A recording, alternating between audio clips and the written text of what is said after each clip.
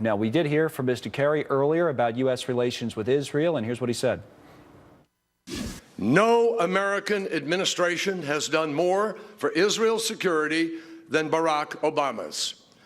The Israeli Prime Minister himself has noted our, quote, unprecedented military intelligence cooperation. Okay, no better friend Israel has had than President Obama's administration. Is that true? Former Bush 43 State Department official Paul Bonicelli is our next guest. What'd you think of that comment, Paul? I thought that was totally untrue, certainly after they allowed that resolution to go through and after just Senator Kerry's speech today. Okay, on the resolution that you're talking about at the UN, they let it go through by not exercising the veto power. Instead, the U.S. abstained from that. Secretary Kerry, in his speech today, said basically, hey, that was in our interest to do that. We don't want these settlements being built because they're, to paraphrase what he was talking about, a situation that makes Israel less safe, hurts the interest of the United States. And you say what? I say that they have it backwards, and they have for years. This is the first administration that has allowed a resolution to go through that says Jews living and working in the Old City and at the Temple Mount area are living illegally. That's what that resolution says. It's really devastating.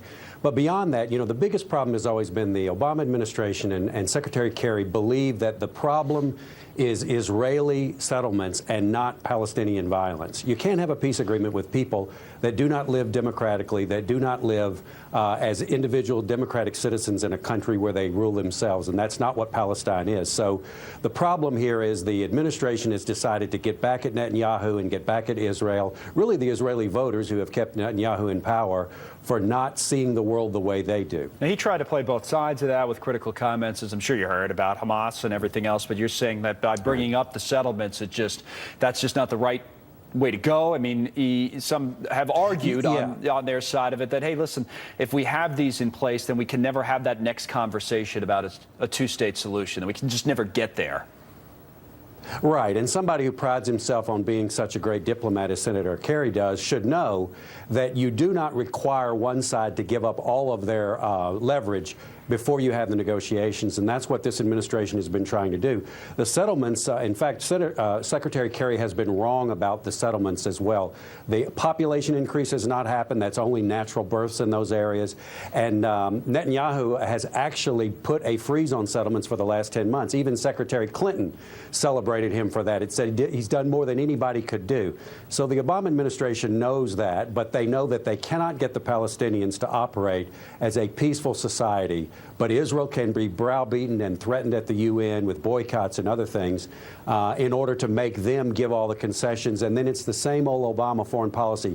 You just hope it'll all work out for the good once you've pressured the good guys to do what the bad guys want. That's Iran, that's Cuba. Right. Just to be clear, from your point of view, could you explain how you would see, especially for people who aren't following this on a day-to-day basis or haven't been steeped in it for years, how a two-state solution, if that indeed is the goal that you think is the end game in all of this, would come about with these settlements still being in place? How would that happen? A couple of ways. And the two-state solution was always a big gamble. They always relied on the Palestinians to act like a democratic people who elected their rulers and didn't engage in violence, and we haven't seen that. But a two-state solution would work with the settlements in that there are already designated Israeli settlements where the settlers themselves has said, we know we will give up these homes and we will move back into Israel proper once there is peace. There are also some settlers who say we will never leave these settlements no matter if there is a two-state solution. And the Israeli government has already moved some of those people out forcibly and returned them to Israel. So we know what the Israeli government will do if they have to, if they get peace first, and then can have a negotiation. We also know what the Palestinian Arabs will do, which is be ruled by Hamas and be ruled by Fatah, which are corrupt and terrorist, and there will be no peace. And I doubt Netanyahu will hold back much, right, in this response that we'll get a little bit later on. It'll be a tough response, wouldn't you think? Yeah. Okay, Paul. I think it will. Good to talk to you. Thank you very much for your perspective on all of this. Thank you, Connell.